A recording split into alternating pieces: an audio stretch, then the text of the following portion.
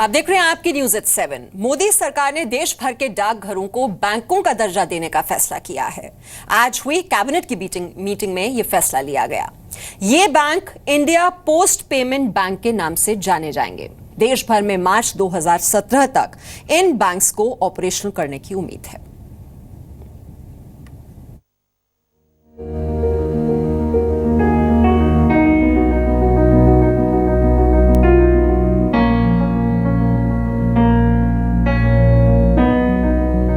Payment bank पूर्ण विराम नहीं है, ये एक कॉमा है। फुल बैंक आगे आएगा।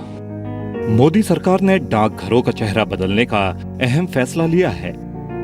पोस्ट ऑफिस में अब आप सिर्फ डाक टिकट या पोस्ट कार्ड की ही खरीदारी नहीं करेंगे, बल्कि बैंकों की तरह पैसों का लेन देन भी कर सकेंगे। कैबिनेट की बैठक में पोस्ट ऑफिस को बैंक का दर्जा देने के फैसले पर मोहर लगा दी गई है। नए बैंक का नाम इंडिया पोस्ट पेमेंट बैंक होगा। ये बैंक मार्च 2017 से कामकाज शुरू करेगा। पोस्ट पेमेंट बैंक के लिए 650 पेमेंट ब्रांच की स्थापना की जाएगी। वो बैंकिंग सेवा, इंश्योरेंस सेवा, ईएमआई कलेक्शन, मनरेगा, बिजली का बिल और कोई भी वित्तीय चीजें हैं, उसका हम पूरा सदुपयोग करें। डाकघरों को भुगतान बैंक का दर्जा देने की ये पहल साल 2015 में हुई थी,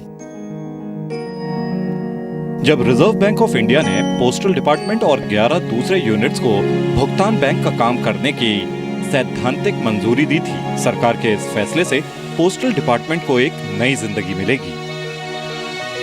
देश भर में करीब 1,54,000 डाकघर हैं। इनमें से 25,560 विभागीय डाकघर हैं। अब तक देश के 22,000 डाकघर बैंकिंग से जुड़ चुके हैं। सभी डाकघरों के डाकियों को बैंकिंग सर्विसेज के लिए बकायदा ट्रेनिंग भी दी जाएगी। डाकियों को 1,30,000 hand held moving teller machine दिए जाएंगे। इसके अलावा डाकिया अपने स्मार्टफोन के जरिए भी लोगों को बैंकिंग सेवाएं दे सकेंगे। देश में फाइनेंशियल इंक्लूजन की बात कर रहे हैं। हम सिर्फ गंगाजल ही नहीं सप्लाई करेंगे, वो तो करेंगे ही करेंगे, साथ ही लोगों को हम धनराशि भी देंगे, बैंकिंग देंगे, जिसमें 1 लाख देना, 1 लाख लेना। लेकिन थर्ड पार्टी जो इंटरेस्ट है, दुनिया में कोई भी कंपनी, बैंक चाहे तो हमारी सेवाओं का उपयोग कर सकती है। केंद्रीय दूरसंचार मंत्री रविशंकर प्रसाद के मुताबिक पोस्टल बैंक सेवा से देश विदेश के 50 संस्थाएं जुड़ने के लिए तैयार हैं। इसमें वर्ल्ड बैंक, जर्मन बैंक और इंश्योरेंस कंपनियां भी शामिल हैं। सुविधा भी बढ़ जाएगी क्योंकि नेटवर्क सबसे बड़ा है पोस्ट ऑफिस का, हर ग्रामीण सेक्टर तक है। तो मेरा ऐसा मानना है कि इससे आम पब्लिक के साथ साथ ग्रामीण परिवेश में भी फायदा मिलेगा। अब बैंकिंग अगर इतनी फैसिलिटी देते हैं तो फिर इससे फायदा होगा, तो अदरवाइज नहीं होगा। पोस्ट ऑफिस में अगर ऐसा हो गया, बैंक जैसा अगर सिस्टम हो गया तो अच्छा है। अपनी खाता के लेन देन संबंधी या बचत संबंधी खाता की जमा खर्चा जो है गाँव से करेंगे, उनको काफ़ी राहत महसूस होगी। डाकघरों को बैंकों का दर्जा और सुविधाएं देने के लिए 800 करोड़ रुपए निवेश किया जाएगा। इसमें 400 करोड़ रुपए डाक विभाग लगाएगा।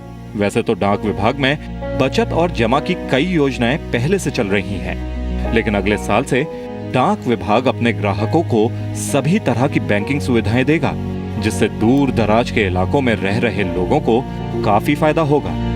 गांव के महिला, छोटे बच्चा मल्ला भी सुविधा हुई, गांव में आकर अपन खाता खुला सकते हैं। 20-25 किलोमीटर दूर जाना नहीं पड़ेगा और हम अपने हिसाब से समय, कार्यालयीन समय में जाके आराम से बिना भीड़ भाड़ के अपना पैसा प्राप्त कर सकते हैं। आसानी से होएगा काम, टाइम शॉर्ट हो जाएगा, ज़्यादा क्यूक में नहीं लगना पड़ेगा, बढ़िया फ़ायदा ही रहेगा। और समय पर डाकघर की जो व्यवस्था है वो बढ़िया है, आगे बढ़िया रहेगी। सरकार की योजना ये भी है कि बैंकिंग कोर सर्विस शुरू होने के बाद सभी डाकघरों में एटीएम मशीन लगाई जाए। रविंद्र कुमार के साथ ब्यूरो रिपोर्ट, जी मीडिया।